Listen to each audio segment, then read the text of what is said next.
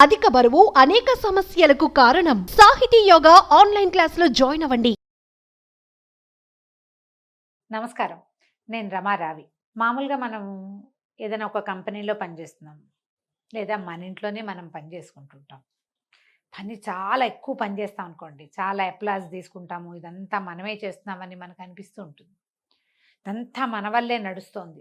ఈ నమ్మకంతోటి చాలా అంటే మనకు అది ఆక్సిజన్ లాగా పనిచేస్తుంది. మనం లేకపోతే వీళ్ళకి ఒక్కరోజు గడవదు. మనతోటి ఈ కథ అంతా నడుస్తోంది. మనం కింగు, మనం సూపర్, ఇలాంటి భావాలు ఆడ మగ పిల్ల మేక అందరికీ కలుగుతాయండి. మనతోటే అంతా ఉంది అని. కాకపోతే మనకి ప్రకృతికి సహజమైన సూత్రం ఒకటి ఉంటుంది. దాన్ని గ్రహించుకోము మనం. ఎప్పుడైనా అవతల వాళ్ళు నిర్లక్ష్యంగా ఉన్న వాళ్ళు సరిగ్గా బిహేవ్ చేయకపోయిన వెంటనే కుదేలైపోయి, డల్ అయిపోయి, డిప్రెషన్లోకి కూరుకుపోయి ఏమిటేమిటేమిటేవో అయిపోతూ ఉంటాం. ఈ ప్రకృతి సూత్రాన్ని కనుక మనం ఒక్కసారి తెలుసుకున్నామంటే మనం ఎక్కిపోము, దిగిపోము. ఎక్కటము దిగటము రెండు తప్పేనండి. మనం దిగనాసిల్లిపోకూడదు, దిగజారిపోకూడదు, దిగబడిపోకూడదు ఎక్కడాను. అలాగని ఎక్కిపోయి రేచిపోయి ఇంకేమిటో అయిపోయి నేను సూపరు, నా వల్లే ఇది నడుస్తుంది, నేను లేకపోతే ఈ బ్రహ్మాండం అసలు కదలను కూడా కదలదు అన్న నమ్మకంతో అత్యుత్సాహంతో ఉండటం కూడా తప్పే. న్యూట్రల్గా ఉండాలి. ఈ న్యూట్రల్గా ఉండాలనే విషయానికి చాణక్యుల వారు ఒక బ్రహ్మాండమైన సూత్రం చెప్తారు. ప్రపంచంలో నీతో పని అయిపోయాక, నీతో అవసరం తీరాక నీ వైపు ఎవ్వరూ చూడరు. నీ దగ్గర డబ్బు అయిపోతే, ఇది పాతకాలం కాబట్టి ఏదో వేశ్యా సూత్రం చెప్తారనుకోండి, డబ్బులు చూసి వచ్చిన స్త్రీలు నీతో ఉండరు. నీ దగ్గర డబ్బులు అయిపోయినాయా గోవింద నిన్ను బయటికి నెట్టేస్తారు. మన పాతకాలపు బోలెడని కథలు, సినిమాలు వాట్లల్లో మనకు తెలుసు. ఇవాళ రేపు తెలిసేమో, మరి తెలిసిన వాళ్ళకి తెలుస్తుంది, జనరల్ పీపుల్కి తెలీదు.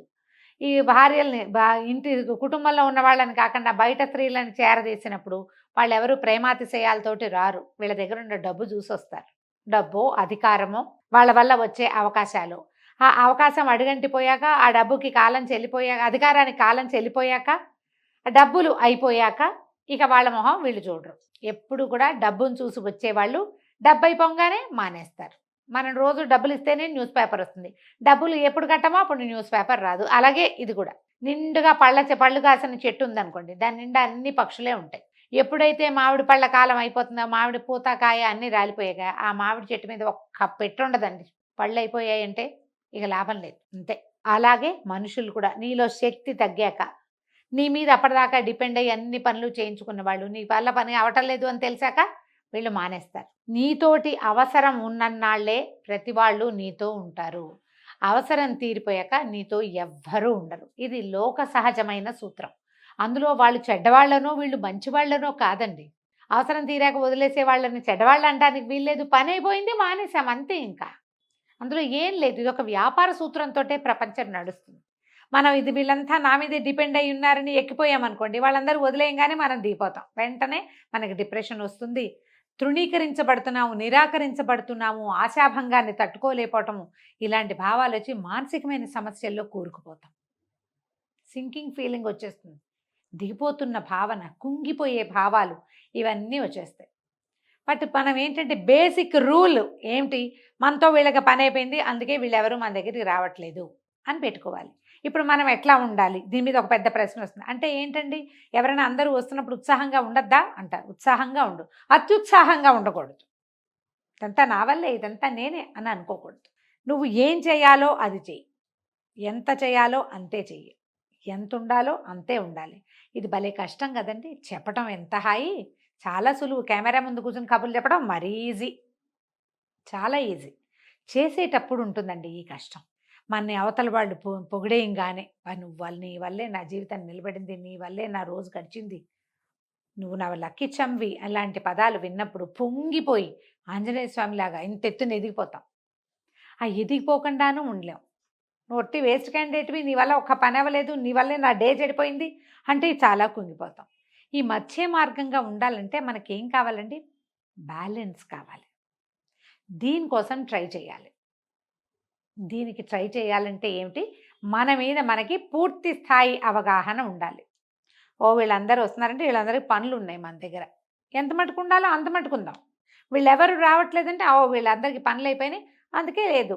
మనకు మనుషులు కావాలంటే మన దగ్గర ఉన్న కాస్తతోటి సంతృప్తి పడే వాళ్ళు ఎవరినో ఇంకో గుంపును చూసుకుంటూ ఉండాలి మనం. కొన్నాళ్ళపైకి ఆ గుంపులు కూడా దొరకరండి. పాత కథలు నెమరేసుకుంటూ ఉండాలి. దీని బదులు ఈ బాధలు పడకుండా బ్యాలెన్స్డ్గా ఉండటం నేర్చుకుంటే బ్రహ్మాండంగా ఉంటుంది. చాణక్య నీతులన్నీ కొంచెం విచిత్రంగా కనపడతాయండి. అంటే మనం ఏం చేయాలి అనేది మనకు అర్థం కాదు. నీ దగ్గర డబ్బులు ఉంటేనే జనాలు వస్తారు, లేకపోతే రారు అంటే ఎప్పుడు డబ్బులే పెట్టుకుని ఉండాలంటే మన వల్ల ఎటా అవుతుంది? డబ్బులు చూసి వచ్చేవాడు ఎందుకు అనిపిస్తుంది ఒక దశలో. అందుకని దానికి వెళ్ళకూడదు. ఆయన ఏం చెప్పాడో అంతరార్థం మాత్రం తెలుసుకోవాలి మనం. బ్యాలెన్స్డ్గా ఉండండి. పొగిడినప్పుడు ఆనందపడి రెచ్చిపోవద్దు, చిన్నబుచ్చినప్పుడు దిగనాసి వెళ్ళిపోకూడదు.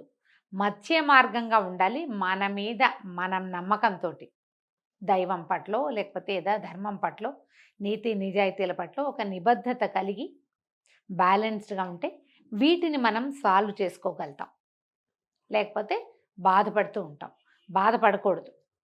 మనం మనుషులుగా చక్కగా హాయిగా చివరి వరకు హ్యాపీగా ఉండాలంటే బ్యాలెన్స్డ్గా ఉండటమే చాలా మంచి విషయం అండి. ఆలోచించండి. ఒక్కొక్కసారి మనకేదో కొంచెం దిగులుగా ఉన్నప్పుడు పూర్వగాథలు, ఇంతకుముందు ఎవరెవరు మనని ఇలా చేశారు, ఎవరెవరు మనని పక్కకు తోసేశారు, ఎవరెవరు వాడుకుని వదిలేశారు, అవన్నీ గుర్తు చేసుకోండి. గుర్తు చేసుకుని వాళ్ళని తిట్టమని చెప్పట్లేదండి, పొరపాటును కూడా చేయకూడదు ఆ పని. గుర్తు చేసుకుని వాళ్ళకి ఏ పని అయిపోవటం వల్ల వాళ్ళు మనని వదిలేశారో ఆలోచించండి.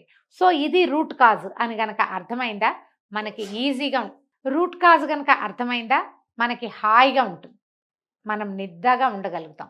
ఎవరితోటైనా సరే ప్రాబ్లం వచ్చింది అంటే, లేదా హ్యాపీగా ఉంటున్నాము అంటే దానికి రూట్ కాజ్ ఉంటుంది. What is the root cause అనేది ఆలోచించారా? బ్యాలెన్స్గా ఉండటం ఆటోమేటిక్గా వచ్చేస్తుంది. ఇది మనం అన్ని చోట్ల అప్లై చేయొచ్చండి. ఫ్రెండ్స్ తోటి, కొలీగ్స్ తోటి, చుట్టుపక్కల వాళ్ళతోటి, మన సబార్డినేట్స్ తోటి, మన సుపీరియర్స్ తోటి, నాబోటి వాళ్ళు ఫాలోవర్స్ తోటి అందరూ ఆలోచించవచ్చు. బ్యాలెన్స్డ్గా ఉండటానికి ట్రై చేయండి. ఈ చాణక్య నీతి సూత్రాన్ని గుర్తుపెట్టుకోండి. సుమన్ టీవీలో మీ పర్సనల్ అండ్ బిజినెస్ ప్రమోషన్స్ కోసం కింది నెంబర్కి కాంటాక్ట్ చేయండి.